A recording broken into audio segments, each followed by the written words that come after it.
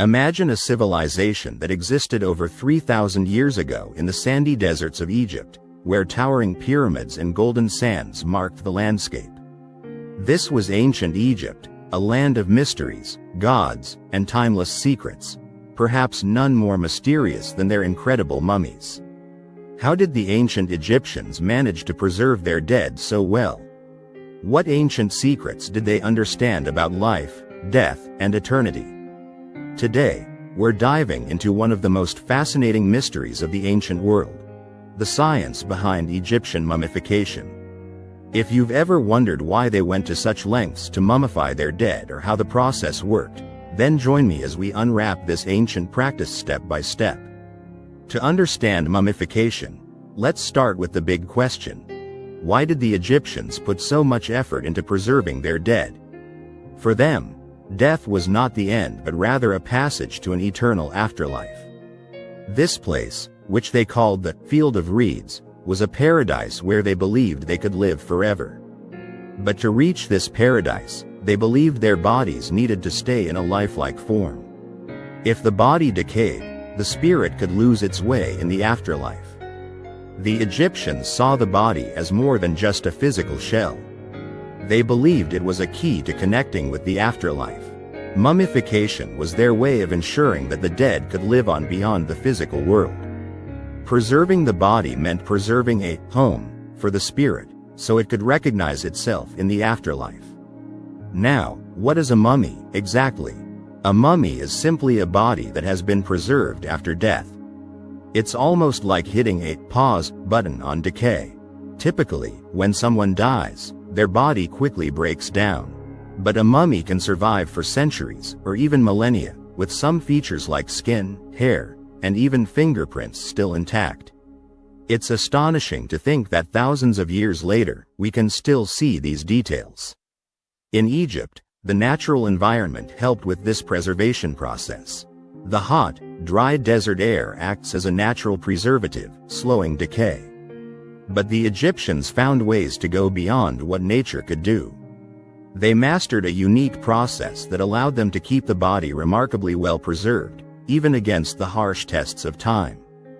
Now, let's get into the step-by-step process of mummification. This wasn't just a simple preservation method.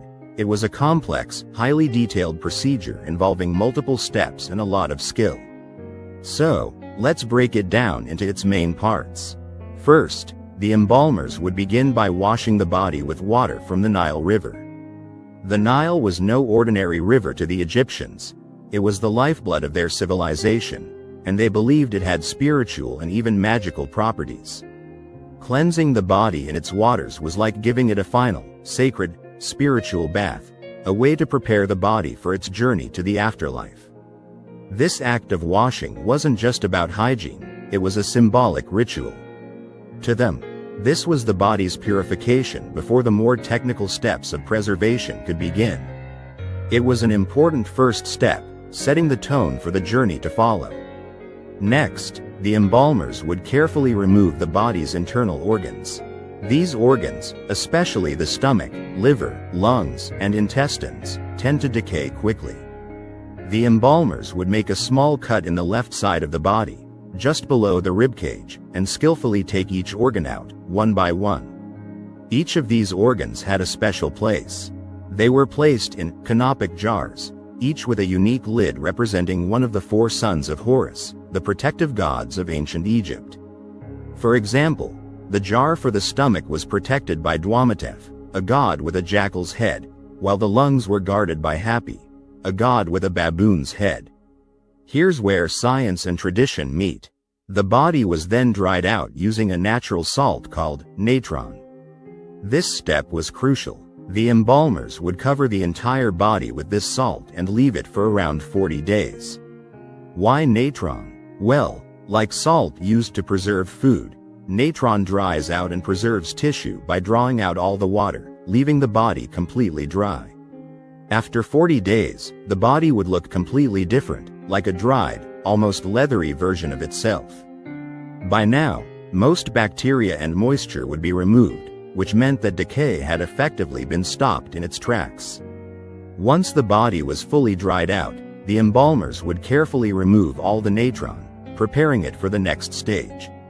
By this time, the body was as close to preserved as it would get, but it still needed additional steps for protection. After drying, the next phase was wrapping the body. The embalmers didn't just throw a sheet over the body, they meticulously wrapped it in layers of linen. This process was both protective and symbolic, and it wasn't done haphazardly. Each limb, finger, and toe was wrapped individually, with resin applied to stick the layers together. Resin, a sticky tree sap, helped seal the wrappings, creating a barrier against moisture. But it wasn't just about protection. The Egyptians also believed that wrapping the body in multiple layers prepared it spiritually, protecting it from harmful spirits. During the wrapping, embalmers would often place small charms or amulets between the layers of linen. These amulets had special purposes, like providing protection or luck in the afterlife. The most famous of these was the scarab beetle, symbolizing rebirth and renewal. Once the body was fully wrapped, the final step was a ritual known as the opening of the mouth. A priest would use a special tool to touch the mouth, nose, and eyes of the mummy, symbolically opening them. This ritual was crucial to the Egyptians. They believed it would let the deceased speak, eat, and see in the afterlife, giving them everything they needed to be reborn. Imagine it like a ceremony to awaken the soul, to make sure that the mummy wasn't just a preserved body but a vessel that could live on forever. This final blessing was the priest's way of giving the mummy a fresh start in the afterlife. It's incredible how much care, science, and ritual went into every mummy. Each part of the process wasn't just about preservation but about spirituality and faith. Egyptians believed that preserving the body was preserving the spirit, allowing it to recognize itself in the afterlife. The embalming steps were as scientific as they were sacred. Today, scientists study these ancient mummies to understand not only Egyptian culture but also the broader aspects of human history, health, and medicine. Analyzing the tissue of these mummies can tell us about diseases, diet, and even the climate of ancient Egypt, giving us a look into a world thousands of years old. It's fascinating that the Egyptians' quest for immortality has, in a way, succeeded. Through mummies, their history, culture, and even parts of their daily lives are preserved. They have left a legacy that goes beyond death, one that still teaches us today. Mummification wasn't just a method of preservation, it was a profound expression of belief in life beyond death. The ancient Egyptian science, faith, and dedication to their deceased have fascinated generations and will continue to do so.